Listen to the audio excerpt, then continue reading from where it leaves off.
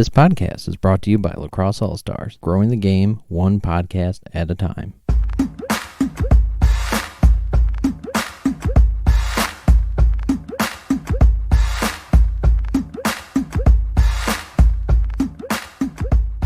Hey everyone, welcome to the Know the Game podcast. I am Ryan Conwell from Lacrosse All-Stars.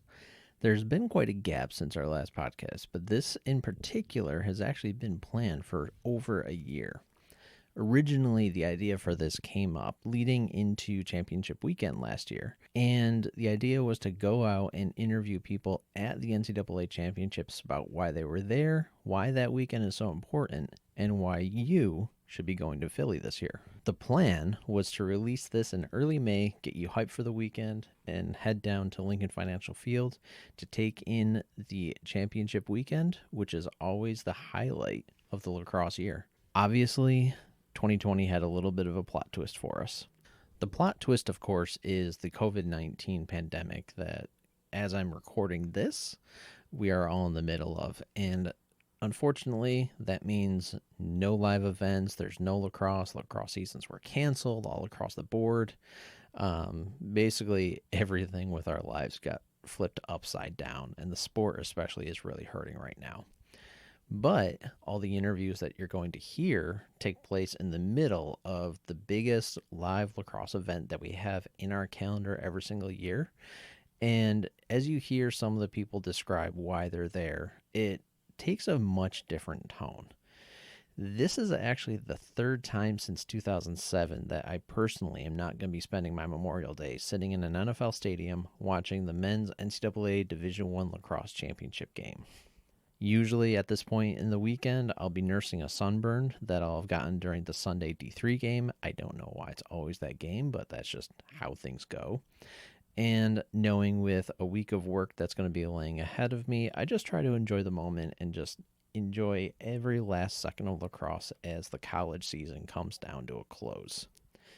That weekend is always circled on my calendar every single year now, and I make every effort to be down there because it's just something that I love doing. So that's where the idea of this voices in the crowd came from. Some of the voices you're going to recognize, some of them you're not, and every single person had a different reason for being there, but the thing that they all have in common is that they love lacrosse. Something else I want to emphasize before you listen to this is the audio quality is quite a bit different than other podcasts we have done. And I'll be honest, it is bad at times.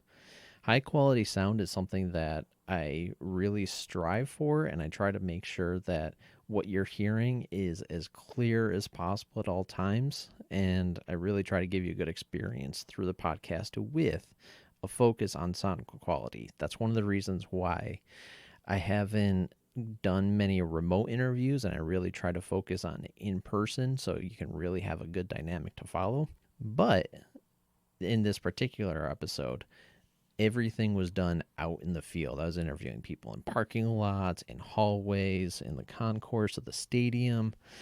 Everything was on the table. Unfortunately, because of that, it meant that there was a little bit wind, there was some more background noise, and I had a couple of the interviews that I just could not do anything to salvage the sound. There was just too much interference, there's too much background, the voices didn't come out, and unfortunately, they just didn't make it through. So I'm going to highlight those really quick because they did take the time to talk to me, and I want to make sure that I do mention them.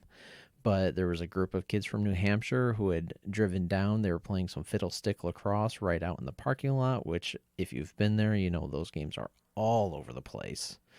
There's another local family that I talked to where it was just the really small little tailgate, just them by themselves in a mostly empty parking lot.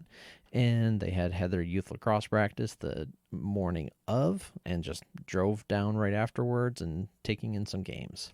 There was also Zach Goodrich and Alex Woodall, and when I had interviewed them, they were squeezed in the handful of days between wrapping up their season at Towson and going to play in their first games of their MLL careers.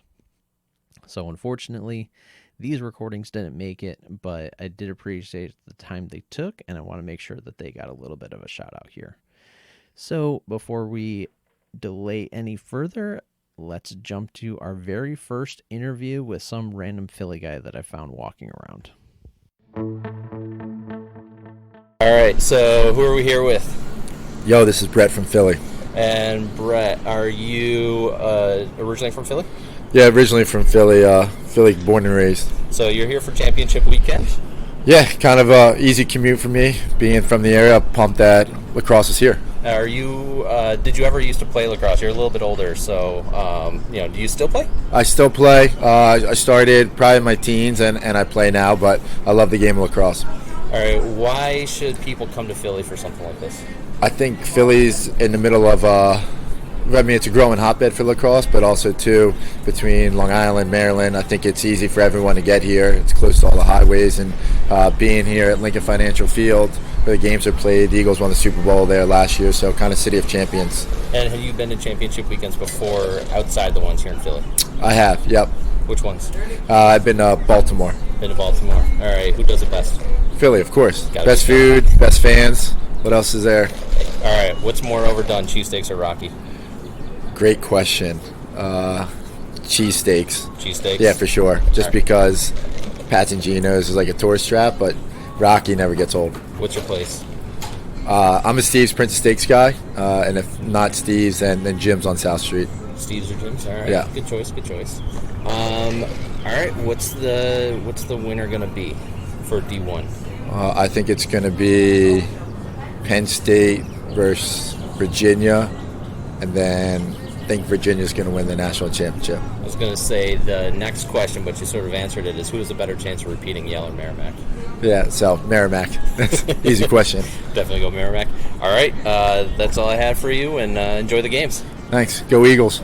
Okay, I'm Andrew Booth. I've travelled from just south of London in England, and I'm just here to see some great lacrosse. Hello, I'm Will, also from London. This is my first time here, looking for some excellent lacrosse, looking at the best in the world college level. Hi, I'm Miles Johnson and travel from London, England to come watch the championships for the third time in a row. Perfect. Thank you, guys. Good. What's your name? Chris Collins. So I'll ask you the same question, but two different ways. One is as a fan and as a coach, looking on, what is this weekend for this sport? Why is this such a big event that you got to hold it at the link and get everyone here? I will say, Memorial Day weekend, is college lacrosse. I hope it doesn't leave this weekend. And I think, not that our sport needs to continue to make waves and continue to make progress, but I think being hosted off a college campus is important for our sport. I think, partnering with, big-time professional organizations and to further kind of, build our relationships as a representative of our sport, whether it's, from youth lacrosse, high school lacrosse, college lacrosse, pro lacrosse, international lacrosse. This weekend is the pinnacle of our sport, and to forever bring more and more people into it, especially, first-class organization like the Philadelphia Eagles, that's a win-win. And when you can kind of tie that, into the game of lacrosse, the city of Philadelphia, the birthplace of, the country that we're living in right now. I mean, to tie it all together, and not that Philly needs to be the home forever, but it's a win-win. From a college point of view, Drexel being the host institution, the Philadelphia Eagles, first class all the way. I don't think you could put a better formula together of a university that's invested in helping grow the sport, a professional organization of help filling the seats and providing a first-class, venue for it. And then from a coaching point of view, this is what we all strive for. This is what we all talk about, in recruiting and selling student athletes and families and alums and what we do on a daily basis. Again, this is the heart of our sport. And to be a part of it in many different ways, as a player and as a coach, and me feeling proud right now, I couldn't be happier to kind of help be just, kind of one small kind of cog on the wheel here of this whole weekend. Yep. So same question as slightly differently. What is this like as a player? Because you're one of the few that actually got to be out there on the field this weekend in the past. As a player, you think about, this is what you grew up watching on TV. This is, before ESPN became a big thing and before, I give those guys a lot of respect, before Quint and Clark and Cotter and all those guys became, kind of namestays. This is, from a college lacrosse point of view, this is always, the feather in the cap that you always thought of first, before you talked about pro lacrosse, before you talked about international lacrosse. Final Four weekend was something as a player that, you grew up watching on TV or going to. I always say it, I thank my parents every day for packing me in the car and, driving me down from Yorktown, New York, and put me in College Park, Maryland, and going to Rutgers before. Those were kind of like the two mainstays of venues before it was championship weekend. And that always resonates with every fan, with every young kid growing up. But that always stuck with me, and it was Yorktown, New York. I was like, look, the ticket out is going to be the game of lacrosse. And thankfully, I always had many people who were were able to show me the way, coaches and players and the whole thing, and to be able to use the game of lacrosse to kind of travel and seek a higher education and do that. But it was getting a Final Four weekend. It was getting a championship weekend, and everything on top of that is gravy. But Final Four weekend is forever the kind of the true heart of our sport. And again, when you're able to participate in it, as a coach and as a player, that's something you always dream of. You talk to any athlete, you talk about championship weekend, and I'm sure what Super Bowl weekend is like, and what playing in the World Series is like, and playing the Stanley Cup is like that.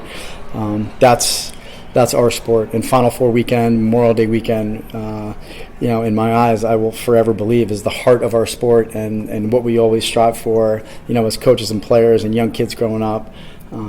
There's nothing like it. And to kind of see this kind of come together, and when you can kind of see it on all sides of the table, growing up, you come in here as a fan, and then participating as a player, and then participating as a coach, and then now being a part of in so many different ways. I could not see myself spending a Memorial Day weekend anywhere else, but wherever the men's lacrosse Final Four weekend, Division 1, 2, 3, all that championship weekend as a whole is the heart of our sport, and where I hopefully will forever be. Yeah. All right. Well, I'll let you get back. Enjoy the game really quick. Who's going to win, Yale or Virginia? I'm going to go with a couple hometown guys. I'm going to put Yale on the docket as a W today. So. All right. Go for the repeat. All right. Thanks a lot, Chris. Hey. All right. So what are your names? Xavier. Xavier and Braden. All right. Now, where did you guys travel here from? Binghamton, New York. Vestal, New York. Binghamton and Vestal. All right. So that's not too long, but that's a nice little drive. Yeah, like 3 hours. How many championships is this for you? How many have you been to before? This is my second. I went last year in New England. You're up in Gillette? This is my second. That's your second too? No, third. And why do you keep coming back? So obviously you liked it last year. Because it's to see the good competition, and just like from seeing it on TV and seeing it in person is two different aspects, and it's way different. I like the high level lacrosse games, like how fast it moves and stuff, and the fan fest is really fun. Yeah, the Fan Fest is definitely cool. Did you do the radar gun? No. No radar gun? Do you follow any teams specifically that are here, or do you just come to check out whoever's here you're going to come see? Who's ever here, I'm going to see. I like Penn State because Grant, he's my favorite attackman. And what position do you play?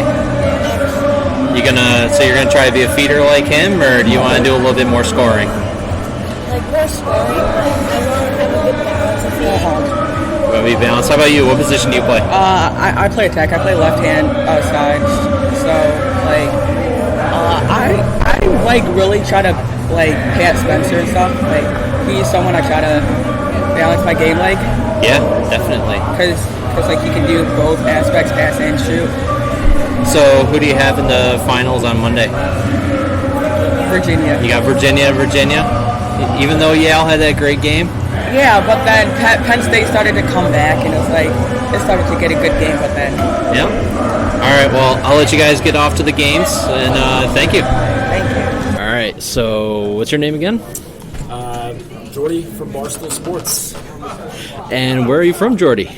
I am born and raised Delco, so right outside of Philly. So Delaware County, for those of you who don't know, it is it's about as gritty as it gets, and it's home of the Cabrini Cavs. And how nice is it to have the championships this close to home? Yeah, I always say that Philadelphia is the mecca of the lacrosse world. We're right in the middle of everything. It's the perfect spot for it. We're between Long Island, Baltimore. So, if you think about all the traditional hotbeds, Philly's right there in the middle. So it makes sense to have it. And how many championships have you been to, not including the Philly ones? Only one, Gillette last year. You went to Gillette last year? So, typically, Memorial Day weekend, if the championships aren't here, we're going to the shore and watching on TV. But went to Gillette last year. It's a nice little spot that they have there, but it's nothing spectacular. I have a feeling you like the wall art in this stadium a little bit more than what they have up there. Yeah, they're just too flamboyant about it. It's too in your face about it. Act like you guys have won some championships before. You don't need to plaster it everywhere. All right, now why is championship weekend so big? For the longest time, it's been the biggest weekend on the lacrosse calendar. Now we'll see if that stays the same as this summer goes, and the pro game starts to pick up a little bit more. But for the most part, people think about Memorial Day weekend, they think about college lacrosse, which is, there's not a ton of other sports on right now. So when you have people just flipping through the channels and get to ESPN2 and can catch a great lacrosse game, I think that's huge for the sport. So it's a great weekend all around. All right, since you're a Philly guy, what's more overdone, cheesesteaks or Rocky? Cheesesteaks, because Rocky was an incredible story that everyone can relate to. People say, "Oh, you guys are all idiots. You have a statue of a fictional character." It's no.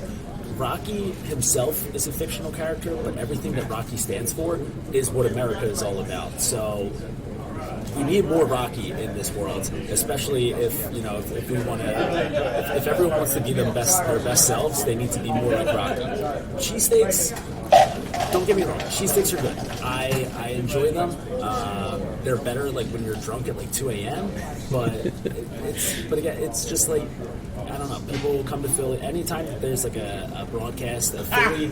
There's always going to be the shot of the Liberty Bell and the cheesesteak. The Liberty Bell sucks. It's broken. It's a bell that's broken. Who cares about the Liberty Bell? Stop showing it. Cheesesteaks, they're good, but I'm not gonna fight anyone over there saying, oh, your favorite cheesesteak spot isn't my favorite cheesesteak spot. Let's fight. No, they're all good.